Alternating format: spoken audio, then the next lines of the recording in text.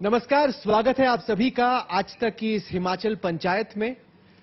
ज्यादातर तो चर्चा चुनावों की हो रही है। आने वाले विधानसभा चुनावों को लेकर तमाम नेताओं को आप सुन रहे हैं, लेकिन हम लोगों ने खास दरख्वास्त की हिमाचल प्रदेश की यूथ आइकॉन, आप ही सबके बीच में से निकल के बॉलीवुड की रानी बनी कंगना रनौत को कि आप आइए, हम आपके राज्य जा रहे हैं और यहां पे आपसे जानना बड़ा जरूरी है कि हिमाचल के युवाओं के सपनों का हिमाचल प्रदेश कैसा है। जोरदार तालियों के साथ शिमला में आज तक इस पंचायत में स्वागत कीजिए कंगना रनौत का। कंगना जी, स्वागत है आपका, और आप मुंबई से इतना दूर चल के यहाँ खास तौर से इस कार्यक्रम के लिए आई, इसके लिए आपका बहुत बहुत शुक्रिया। बहुत धन्यवाद राहुल जी। और मैं चल के तो नहीं आई, लेकिन फिर भी मेरी जर्नी बहुत लंबी थी और ये मेरा सौभाग्य है कि आज मुझे हिमाचल में हिमाचल के भविष्य के बारे में अपने कुछ विचार सामने रखने का एक मौका मिल रहा है। और चाहे जो भी, मैं ये नहीं कहूंगी कि मैं बहुत बड़ी विजनरी हूं या मेरा कोई बहुत बड़ा विजन है, लेकिन एज समबडी जो यहाँ पे मैं पली बड़ी हूँ, यहाँ पे मेरा एक मातृभूमि आप कह लीजिए, मेरा परिवार यहाँ पे है, तो उस हिसाब से मुझे काफी अंडरस्टैंडिंग है यहाँ का जो जीवन है, लोगों का किस तरह से रहते हैं, किस तरह से उनकी इच्छाएं हैं, सपने हैं। तो मैं अपने कुछ विचार रखूंगी, हो सकता है छोटे हों बड़े हों, मगर आप सुन लीजिएगा। जी बेशक, इसी के लिए हम ये सेशन कर रहे हैं। हमने कई लोगों से जब चर्चा की कि आज तक की पंचायत हो रही है, उनको पता चला कि आप आ रही हैं, तो उनकी आंखों में एक तरीके से गर्व था कि एक लड़की जो कि हमारे ही यहाँ से निकल के बॉलीवुड में अब इतनी अपनी पहचान बना चुकी हैं, देश भर में अपनी पहचान बना चुकी हैं, सबके लिए बहुत बड़ी बात है, क्योंकि अक्सर ऐसा नहीं हुआ है।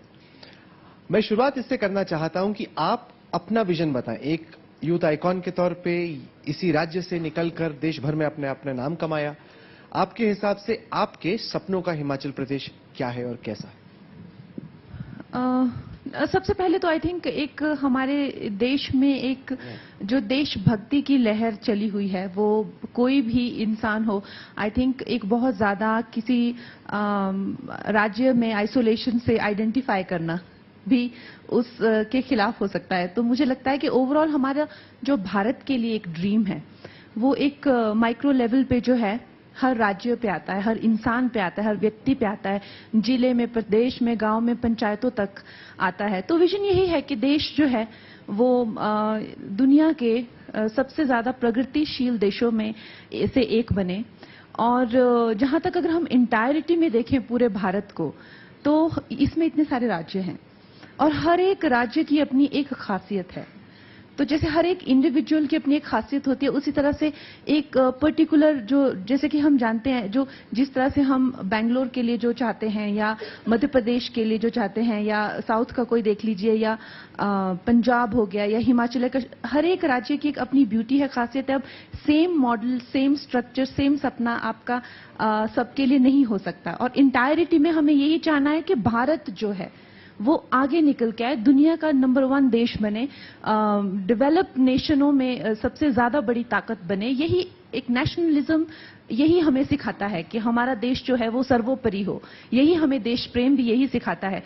जहां तक हिमाचल की बात है, आई थिंक अभी तो हिमाचल बहुत ज्यादा रॉ है, और उसके लिए एक तरह की जो इस तरह की एक स्ट्रक्चरिंग है कि गोइंग फॉरवर्ड किस तरह से हमारा भविष्य होना चाहिए, उस तरह की आई थिंक जो विचारधारा है वो अभी अभी शुरू हुई है, जब से आई थिंक देश ने एक नई कॉन्शियसनेस देश में जो जागी है, नई चेतना का जो एक संचार हुआ है इस देश में 2014 के बाद। उसके बाद आई थिंक हिमाचल के तो कई हिस्सों में अब लोगों को लग रहा है कि वो भी भारत का एक परमानेंट हिस्सा है। क्योंकि आप इस राज्य में पली बड़ी हैं, आपने जिस तरीके से यहाँ पे अपनी परवरिश की, आपको क्या लगा कि क्या गैप है, क्या वो चीजें हैं जो कि आप चाहते हैं कि नेता उस पर फोकस करें जिस पर इस वक्त फोकस नहीं हो पा रहा है? जो सबसे पहले तो टू बिगिन विद, बाहर जैसे ही पहाड़ी लोग बाहर जाते हैं, या जिस तरह से लोगों को उनके लेके एक नजरिया है या परसेप्शन है, तो आई थिंक कहीं ना कहीं एक मैंने जो महसूस किया था, एक इज्जत की बहुत कमी है। लोग जो हैं वो पहाड़ों से आने वाले लोगों को उस दृष्टि से उस वक्त नहीं, अभी आई थिंक बहुत ज्यादा सोशल मीडिया पे भी चेंज हुआ है, अलग अलग तरह की अफवाहें मेरे बारे में उड़ाई गई फिल्म इंडस्ट्री में कि ये पहाड़ी लोग हैं, ये ऐसा करते हैं, ये काला जादू करते हैं, ये खाना पका के नहीं खाते, ये कच्चा मांस खा जाते हैं, ये ऐसा ये। तो आई थिंक कहीं ना कहीं बिकॉज इंफॉर्मेशन की कमी थी, देश के साथ कनेक्शन की कमी थी, और हमारे ही नहीं बहुत सारी नॉर्थ ईस्ट की मेरी फ्रेंड्स थी हॉस्टल में, उन्होंने भी ये सेम चीज, उनको कोई चाइनीज कह के चिढ़ाता था, कोई कुछ। तो कहीं ना कहीं वो एक भारतीयता की जो एक जो डोर हम सबको साथ में बांधती है उसकी कमी थी। और वो जो मैंने जैसा आपको कहा, ये नई चेतना के साथ में ये जो दुनिया में डिजिटली भी इवॉल्व हुआ है, तो उसके प्रति बहुत ज्यादा जागरूकता आ रही है, पहाड़ों के बारे में, यहाँ के लोगों के बारे में। लेकिन फिर भी आई थिंक उतनी नहीं है जितनी कि बाकी राज्यों को लेकर है। ये बड़ी दिलचस्प बात है कि आप कह रही हैं कि एक नई चेतना जागृत हुई है 2014 के बाद, क्योंकि मैं पढ़ रहा था कि आपका परिवार तो काफी कांग्रेसी फैमिली था। आपके ग्रेट ग्रैंडफादर कांग्रेस की टिकट पे लड़े, वो जीते भी, वो फ्रीडम फाइटर थे। सरजू सिंह रनौत कांग्रेस के एमएलए रहे गोपालपुर से 2 बार। और आपको लग रहा है कि जितनी भी चेतना है वो 2014 के बाद ही जगी है? आप पूरी रिसर्च करके आए हैं। थोड़ी बहुत। मैं एक राजनीतिक फैमिली से ही बिलोंग करती हूँ, और मेरे जो पिताजी हैं वो भी राजनीति को ही बिलोंग करते हैं। हमारा जितना जो एक आप कह रहे हैं इकोसिस्टम जो है, वो पूरा हमारे जो अंकल्स हों या जानने वाले एमएलएज हों, जिनसे मेरे पापा काम, उनकी फाइल्स जो भी हो, मम्मा की ट्रांसफर होती थी, वो सारे हमेशा सारी उम्र कांग्रेस के थ्रू ही मेरे पिताजी ने करवाए। लेकिन जब 2014 में मोदी जी आए, तो आई थिंक एक सडन ट्रांसफॉर्मेशन हुआ। और मेरे पिताजी थे जिन्होंने मुझे पहली बार मोदी जी के बारे में बताया, और उनके जो उन्होंने काम किए हुए हैं। और आई थिंक 2014 में हम लोगों ने ऑफिशियली भी कन्वर्टेड, क्योंकि आपकी मम्मी का बयान आया, ऑफिशियली कन्वर्टेड। उन्होंने कहा कि हम आते तो ठेठ कांग्रेसी फैमिली से हैं, लेकिन वो शुक्र मना रही थी अमित शाह जी का कि उन्होंने आपको सिक्योरिटी दी। लेकिन उन्होंने कहा कि हमारे जो फैमिली है वो बहुत स्ट्रांग कांग्रेसी फैमिली है। जी, ऐसा नहीं है। आई थिंक अब तो मेरे पापा सुबह उठते टाइम जय मोदी जी, और शाम को सोते टाइम जय योगी जी ही बोलते हुए तो ऐसा नहीं है कि उनमें पूरा वो कन्वर्ट हो चुके हैं। पर आई थिंक कहीं ना कहीं एक ही इंसान काफी होता है पूरी देश में, जैसे आपको कहा, जगाने के लिए या एक चेतना। और हमारा देश जो है वो उस एक इंसान की कब से, कई सदियों से, आई थिंक कहीं ना कहीं अटल जी के बाद या बहुत स्ट्रांग जो नेता हुए हैं हमारे, उनके बाद एक ऐसे इंसान की हमें जरूरत थी जो देश को गाइड कर सके, नेतृत्व कर सके, जिस तरह से मोदी जी कर रहे हैं। तो मोदी जी के किस कार्यशैली से या उनके काम करने के किस तरीके से आप प्रभावित हैं कि आपको लग रहा है कि उन्होंने आके देश की काया पलट कर दी? सबसे पहले देखिए, जो मैं आपको मुझे तो डेफिनेटली जो उनकी कर्मठता है, योगी रह चुके, वो मेरा एक अलग रीजन है। लेकिन मैं एक साधारण मानवीय के लिए मैं आपको बता रही हूँ, जैसे मेरे पिताजी हो गए या माता जी हो गए, वो बहुत ही ज्यादा अप्रोचेबल हैं, बहुत ही ज्यादा रीचेबल हैं। जब वो किसानों के बारे में बात करते हैं, तो वो मेरी मदर बिकॉज मेरी मदर बहुत ज्यादा खेती करती हैं, तो उनके इश्यूज के बारे में बात करते हैं। जब वो बिजनेसेस को सिंप्लीफाई करने की, मेरे पिताजी बिजनेसमैन हैं, उनके क्रशर्स हैं, कंस्ट्रक्शन का बिजनेस है, तो वो उनके लेवल पे बात करते हैं। हर एक इंसान से वो पर्सनल लेवल पे कनेक्ट करते हैं, जुड़ते हैं। उनको ये लगता है कि मोदी जी हमारे घर के हैं। सबको ये फीलिंग है, आप किसी से पूछ लीजिए आज मोदी जी हर एक को लगता है कि मुझे बिलोंग करते हैं, पर्सनली मेरे फैमिली को बिलोंग करते हैं। अगर उनके साथ कुछ अच्छा होता है तो लोगों को लगता है कि ये मेरा पर्सनल गेन है, और अगर कुछ खराब होता है तो लोगों को वो एक पर्सनल लॉस लगता है। तो जो एक लीडर की सबसे ज्यादा खूबसूरत और कामयाब बात है, और बाकी उनमें जो कॉम्पिटेंस है, जिस तरह से उन्होंने मुख्यमंत्री होने पे गुजरात में काया कल्प की थी गुजरात की, और अब पूरे भारत की जो उन्होंने अब जिस तरह से पूरा विश्व आज हमें विश्व गुरु मान रहा है, जिस तरह से उन्होंने कोविड को, इस भारी जनसंख्या वाले देश में कोविड को हैंडल किया, उनकी हर बात काबिले तारीफ है। जिस तरह से हमारे बॉर्डर्स हैं, ये तो सूची कभी खत्म ही नहीं हो सकती कि कितने ज्यादा कॉम्पिटेंट हैं मोदी जी। वो उसकी तो कोई हम तो खासकर सिर्फ हमारे लिए तो पूजनीय हैं। लेकिन एक साधारण मानव तक जो उन्होंने कनेक्ट किया है, और भारतीयता का ये उनका जो नेशनलिज्म का जो एक मोटो है, ये पहुंचाया हुआ है हर एक भारतीय तक। तब आज भी हम लोग, मैं यही आपको कहना चाह रही थी कि हमें we have to make Himachal को पूरे देश के संदर्भ में, कि एक साथ में आके पूरे देश को कैसे प्रोपेल कर सकता है हिमाचल, अपने आप को इंडिविजुअली तो यस ऑफ कोर्स, बट पूरे देश के साथ में इस प्रोग्रेस की उसमें शामिल होकर कैसे आगे प्रोपेल कर सकता है हिमाचल के लिए, ये सबसे बड़ा क्वेश्चन है आज। आप पॉलिटिक्स कितना फॉलो करती है? मैं इसलिए पूछ रहा हूं क्योंकि आप बहुत क्लीनली और ओपनली अपनी जो सोच है उसको रिवील कर रही हैं, और ऐसे में क्या आपने कभी सोचा है कि बॉलीवुड के अपने करियर के बाद आप फुल टाइम पॉलिटिक्स में हिमाचल के लोगों के लिए या देश के लोगों को कुछ फायदा पहुंचे, उसमें आप घुसना चाहेंगे? देखिए, क्या होता है कि जो पॉलिटिक्स का काम है, जो जनता की सेवा, चाणक्य ने कहा हुआ है कि अगर आप राजयोग में जाना चाहेंगे तो ये कोई सुख का मार्ग नहीं है, ये एक सही बात है। तो अगर जनता की सेवा करनी है और अगर आपको जैसा आपने कहा समाज के लिए कुछ करना है, तो कहीं ना कहीं अपनी पर्सनल लाइफ का बलिदान कर या जो भी आपके खुद की महत्वाकांक्षाएं हैं उनका बलिदान कर आगे बढ़ना पड़ता है। तो मैंने अभी तो इस बारे में सोचा नहीं है, और मेरे खुद की जो महत्वाकांक्षाएं हैं उनके लिए भी मैंने काफी कुछ किया है। अगर कभी जिंदगी में ऐसा मौका मिला कि अब देश के लिए कुछ करना पड़ेगा तो करेंगे, वो भी करेंगे।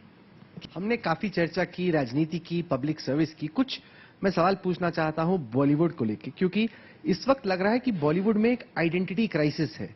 वो इसलिए क्योंकि जो भी फिल्म आ रही है, जो भी फिल्मकार आ रहा है, उसमें से बहुत कम फिल्में हिट हो पा रही हैं, हिट के नजदीक आ पा रही हैं, जबकि दक्षिण भारत की जो फिल्में हैं, पुण्यम सेल्वम हाल में रही, कंतारा रही, जितनी भी फिल्में वो एक के बाद एक सुपर हिट, डुपर हिट, उनको अच्छे रिव्यू आ रहे हैं। आप इस पूरे क्राइसिस को, इस पूरी सिचुएशन को देख रही हैं, आपके हिसाब से ऐसा क्यों हो रहा है कि बॉलीवुड हिट फिल्म डिलीवर क्यों नहीं कर पा रहा है और दक्षिण भारत से इतनी एक के बाद एक हिट फिल्में क्यों आ रही हैं? वैसे तो क्यों एक फिल्म चलती है और क्यों नहीं चलती, उसका तो बहुत ज्यादा चीजों पे, बहुत ज्यादा लेवल पे एक एनालिसिस रहता है।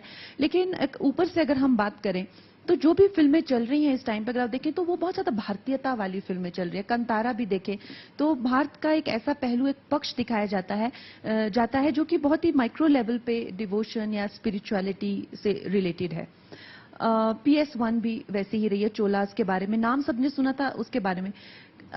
हमारा जो बॉलीवुड की जो है वो संस्कृति की से बिल्कुल दूर जाके कहीं बहुत ज्यादा वेस्टर्नाइज हो चुके हैं, और वहां पे कहीं ना कहीं उससे इन्फ्लुएंस होके वेस्टर्न फिल्में बनाने का जो उनका प्रचलन है, और भारतीयता से दूर जाकर, तो आई थिंक कहीं ना कहीं लोग उनसे अब रिलेट नहीं कर पा रहे हैं, ऐसा मेरा मानना है। मेरी भी इस साल एक फिल्म नहीं चली है, और उससे भी मुझे यही सीख मिली कि शायद एक बहुत ज्यादा वेस्टर्नाइज कैरेक्टर जो है वो लोग उससे आइडेंटिफाई नहीं कर पाए।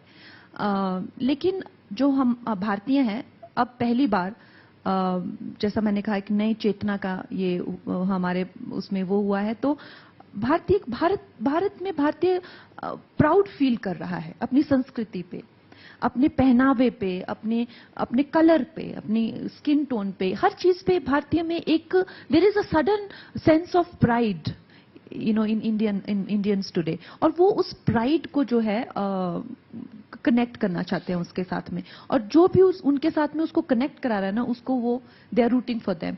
RRR हो गई आप, एंड मैंने भी साउथ में बहुत काम किया। तलैवी मेरी फिल्म जो कि बहुत ज्यादा सक्सेसफुल रही थी, वो भी देखिए भारतीयता से जुड़ी हुई है। और साउथ में मैंने जनरली देखा है कि लोग अपने कल्चर से, संस्कृति से, धर्म से काफी जुड़े हुए हैं, और सभ्यता से, और ये चीज जो है अभी पूरी इंडिया में लोगों को बहुत ही प्रेरणात्मक लग रही है। आपने एक तरीके से मुहिम शुरू की थी बॉलीवुड में नेपोटिज्म के खिलाफ। सुशांत सिंह राजपूत जी की डेथ के बाद वो देश भर में मुद्दा बना, चर्चा में आया। अब जब आप पीछे मुड़ के देखती हैं, कि आपको लगता है कि बॉलीवुड में नेपोटिज्म कम हुआ है, उतना ही है, या बढ़ रहा?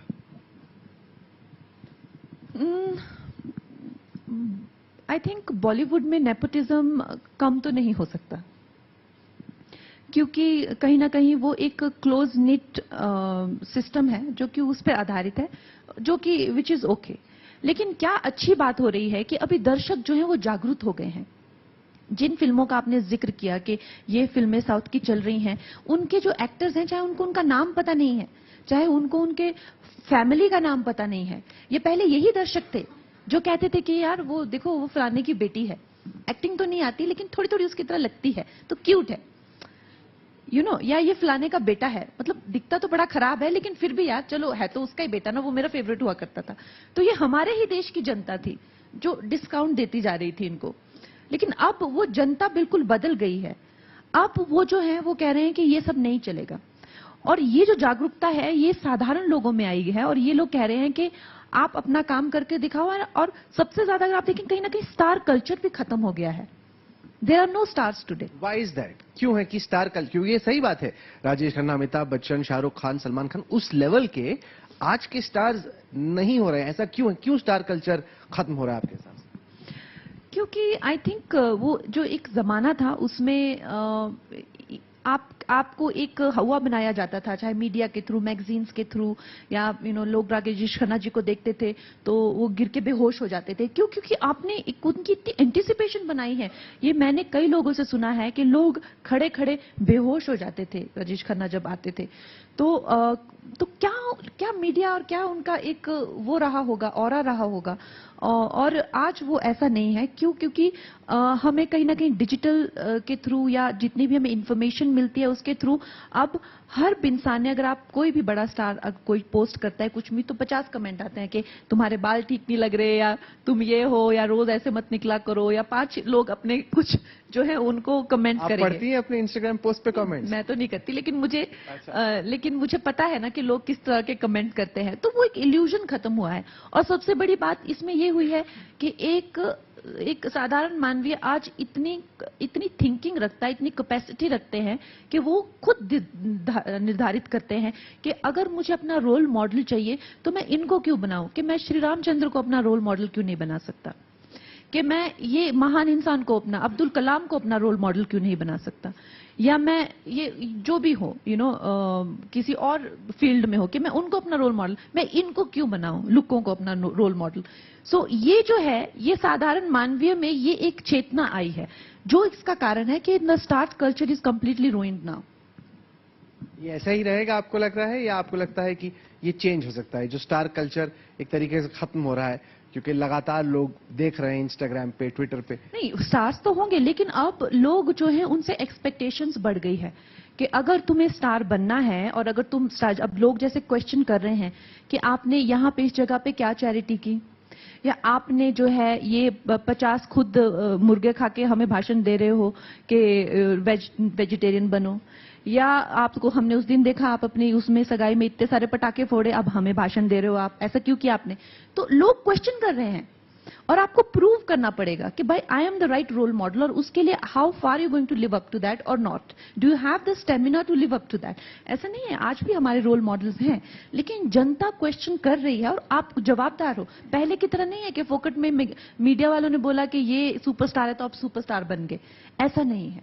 अच्छा, हमने इंस्टाग्राम का जिक्र किया, वो इसलिए क्योंकि कंगना जी का ट्विटर से एक तरीके से लव हेट अफेयर है, और अभी अभी इलॉन मस्क ने टेक ओवर किया है। तो आपको लग रहा है कि इसी के साथ ट्विटर पे आपकी एक नई पारी की शुरुआत होगी, आप उम्मीद कर रहे हैं मिस्टर मस्क से?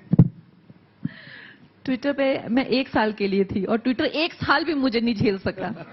सोचो, मतलब लोग 10-10 साल से ट्विटर पे हैं, और मुझे अभी इंस्टाग्राम पे 1 साल हुआ है पिछले इस मई में, और मुझे 3 वार्निंग्स ऑलरेडी आ चुके हैं। तो मैंने कहा है कि मैं करती नहीं हूं इंस्टाग्राम, और जब से मैं खुद नहीं कर रही हूं, मेरी टीम कर रही है, तब से सब ठीक है, तो कोई प्रॉब्लम नहीं किसी को। तो कहने का मतलब ये है कि अगर मुझे आना होगा वापस तो आप लोगों की लाइफ बहुत सेंसेशनल हो जाएगी, और मेरी बहुत ज्यादा प्रॉब्लमेटिक हो जाती है, क्योंकि मुझ पे केसेस शुरू हो जाते हैं थ्रू द मतलब सब जगह से, अलग अलग राज्यों से, और मुझ पे और भी ज्यादा मतलब लोग ऑफेंड हो जाते हैं, मीडिया क्रेजी हो जाती है। सो मैं खुश हूं कि मैं ट्विटर पे नहीं हूं, लेकिन अगर मेरा अकाउंट रिवाइव होता है तो डेफिनेटली आपको बहुत मसाला मिलेगा। तो आप ये सोचती हैं कि मसाला देना है, कुछ करना है, उस तरीके से मसाला आता है, या आप अपने आप को नेचुरली एक्सप्रेस करती हैं और वो मसालेदार, चटाकेदार, एकदम पटाखेदार स्टोरी बन जाती है? आई थिंक जो ट्विटर है वो as a medium it is more argumentative ना। वहां पे एक कोई कुछ कहता है तो प्रश्न कर सकते हैं, उसको रीट्वीट करके आप उसके बारे में अपना एक किसी तरह के विचार रख सकते हैं आप। जबकि Instagram is more about pictures, और इट इज नॉट इतना कम्युनिकेट नहीं कर सकते आप, किसी बात की पूरी दिन चर्चा नहीं हो सकती है।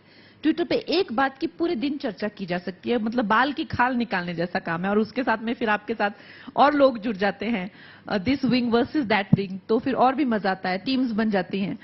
तो एक तरह से एंटरटेनमेंट ही है वो। और कभी शूट के बीच में, कभी शॉट के बीच में, sometimes it is done in the spirit of fun, to tease people and to have fun, क्योंकि कुछ किसी ने कुछ लिखा हो बकवास तो उनको थोड़ा सा उनके साथ में छेड़छाड़ कर लेना। कई के बाद गंभीर हो जाती है बातें, क्योंकि आप you touched upon very sensitive things, और कुछ सेंसिटिव हो गया मामला, तो ये हर टाइप का होता है। बट ऐसा डेफिनेटली ऐसा नहीं होता कि every day I think that let's ruffle some feathers and let's upset people, but कुछ लोग होते हैं। आप चाहती हैं कि कंगना वापस आए ट्विटर पे? आपको लग रहा है ना ही हो तो बेटर है? एक सेकंड, माइक अगर आ जाए तो can someone just take a mic Rangoli please. आप चाहती हैं कि आपकी बहन आए ट्विटर पे वापस, या ना ही हो तो आपके लिए बेहतर है? नहीं, मैं चाहती हूँ वो आए, क्योंकि वो हमेशा सही मुद्दे उठाती हैं। अच्छा, वो कह रही हैं कि आप बड़ी डरती हैं, या उनकी टीम बड़ी डरती है कि ये खुद ट्वीट कर देगी तो बाद में फसाद होगा। ये लोग तो सपोर्ट कर रहे हैं आपको, चाह रहे हैं कि आप वापस हाँ, क्योंकि सारे लीगल मैटर रंगोली देखती है, तो इसको पता है कि इसका एक टाइम पे Rangoli was handling some 20 cases and flying from one state to another, and so definitely यही देखती हैं सब कुछ लीगली जो भी है। हम तो आपकी तो पूछताछ भी हुई थी जब आपके खिलाफ शिकायत हुई थी, आपको बिल्कुल, हाँ, मेरी बहुत कैसी रही वो पूछताछ?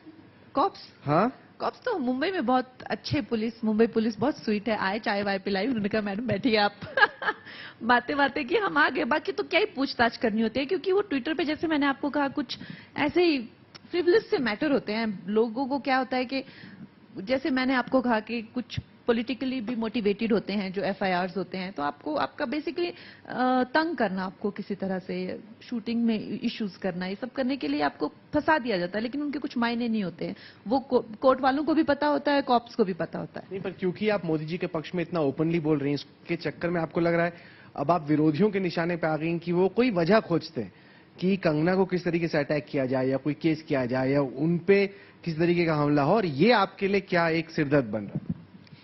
मैं एक्चुअली, मुझे तो एक टाइम पे लगने लग गया था कि मैं कोई मिनिस्टर हूँ क्योंकि मेरी फिल्म जब हम लोग मध्य प्रदेश में भी शूट कर रहे थे, तो कांग्रेस के सब लोगों ने मेरे स्टूडियो टेक ओवर कर लिए थे। वहां पे मेरी शूट रुकवा दी, फिर धरने हुए, फिर राजस्थान में मेरा चॉपर लैंड नहीं होने दिया, वहां धरने हुए, 2 दिन मेरी शूट कैंसिल होगी। तो अलग अलग स्टेट्स में जो है कांग्रेस के इतने धरने होते हैं, तो मुझे लगता है मतलब मैं हूं कौन, मैं मेरे लिए धरने क्यों किए जा रहे हैं, क्योंकि मैं तो पार्टी को बिलोंग भी नहीं करती हूँ। तो कुछ ना कुछ तो डेफिनेटली मैं इतना ज्यादा सपोर्ट करती हूँ राष्ट्रवादी पार्टी को, तो लोगों को लगता है कि ये भी she is a part of the gang, जबकि मैं हूं नहीं। तो उसके करके मुझे काफी मुश्किलें भी आती है और उनका सामना भी करना पड़ता है। मोदी जी के बारे में आप क्या सोचती हैं? ये तो हमने सुन लिया। अभी राहुल गांधी निकले हुए हैं भारत जोड़ो यात्रा पे, काफी सपोर्ट भी आ रहा है, लोग आ भी रहे हैं। हाँ, मतलब ये ना सच्ची में कमाल है। आप तो कैसे? नहीं, पर वाजिब सवाल है कि नहीं? पूरा निचोड़ रहे हैं ये सेशन को। निचोड़ने वाली क्या बात है? आप इतना दूर आई हैं और हम चाहते हैं कि लोग जाने आपकी राय। आप जानना चाहते हैं कि नहीं? क्योंकि पीएम के बारे में क्या सोच रही है तो हमें पता चल गया। वो काफी एक्सरसाइज भी कर रहे थे और काफी वॉक भी कर रहे हैं, 20-25 किलोमीटर हर रोज, और लोग उनके साथ जुड़ भी रहे हैं। तो मोदी जी के बारे में आप क्या सोचती है तो मैंने जाना। राहुल गांधी के बारे में आप क्या सोचती कंगना जी? देखिए, मोदी जी जो है वो इतने इनॉर्मस कैरेक्टर हैं, लाइक वो एक इतिहास में इस तरह के महापुरुष एक बार ही कहीं आते नहीं है बहुत ज्यादा। तो और राहुल जी जो हैं वो अपने लेवल पे ट्राई कर रहे हैं, कोशिश कर रहे हैं, और इस बात का जो है सबसे ज्यादा मैं हमेशा सोचती हूँ ऐसे कि ये एक्चुअली मोदी जी के लिए भी दुख की बात है कि उनका कंपटीशन राहुल, और राहुल जी के लिए भी दुख की बात है कि उनका कंपटीशन मोदी जी है। मतलब ये दोनों के लिए दुख की बात है। मैम को दे दीजिए पहला सवाल। Hello ma'am. नमस्ते जी। नमस्कार जी मैम, मेरा प्रश्न आपसे है कि आपके अनुसार भारत जो है 2014 के बाद स्वतंत्र हुआ, जबकि हमारा भारत का संविधान ये कहता है कि भारत 15 अगस्त 1947 को स्वतंत्र हुआ। तो मैं आपसे ये पूछना चाहूंगी कि आप भारत के संविधान को अधिक महत्व देते हैं या किसी व्यक्ति विशेष को? जो मैंने कहा है कि आप अगर हर एक, जो चाहे वो इंडिविजुअल है, चाहे वो स्टेट है, चाहे वो कंट्री है, उनके 3 पक्ष होते हैं, फिजिकल, मेंटल, स्पिरिचुअल, राइट? अगर आपको सिर्फ फिजिकलिटी में ही जाना है तो फिजिकली यस, जो संविधान कहता है, लेकिन the spirit of India has been freed in 2014। So in that context I am right, and ये मेरा अपना सेल्फ बिलीव है। मैं आपके लिए दूसरा संविधान नहीं लिख रही हूँ, आप you can choose to believe what you want to believe, लेकिन ये मेरा सेल्फ बिलीफ है कि जो हमारे देश की स्पिरिट जिसके प्रति हमने अभी बात की, कि आज भारत भारतीय होने पे गर्व महसूस कर रहा है। हमारे चाहे वो पतंजलि हो, चाहे वो और इंडियन ब्रांड्स हो, they have become $multi-million industries. क्यों? क्योंकि भारतीय प्रोडक्ट्स लेना चाहता है, वो अपनी संस्कृति को लेकर शर्मिंदा नहीं है, अपने आप को लेकर शर्मिंदा। और ये कब हुआ? ये हुआ जब 2014 के बाद नेशनलिज्म की वेव आई पूरे देश में। ओके, आपसे एक क्वेश्चन पूछना चाहता हूं, क्या हम ये उम्मीद रखें कि 2024 में मैडम कंगना रनौत मंडी से लोकसभा का फेस होगा? सर, वैसे मेरी ऐसी तो कोई मंशा तो है नहीं, लेकिन हिमाचल के लोग अगर चाहेंगे कि उनको चाहिए कि मैं मंडी से खड़ी हूं, तो मुझे उसमें कोई आपदा नहीं है, दिक्कत नहीं है। अगर पार्टी चाहेगी तो भी मुझे में कोई दिक्कत नहीं है, लेकिन मैं चाहूंगी कि और लोग आगे आएं, और लोग जो हैं राजनीति में, जो बहुत सारे लोग हैं जो बहुत संघर्ष कर रहे हैं और बहुत ही ज्यादा काबिल लोग भी हैं, तो मैं तो यही चाहूंगी कि हमारे से भी अलग और लोग राजनीति में आगे आएं। आज आप लोग यहाँ आए और मेरी कुछ बातें सुनी, और भविष्य में और भी मुलाकातें होगी, और थैंक यू। बहुत बहुत शुक्रिया, थैंक यू।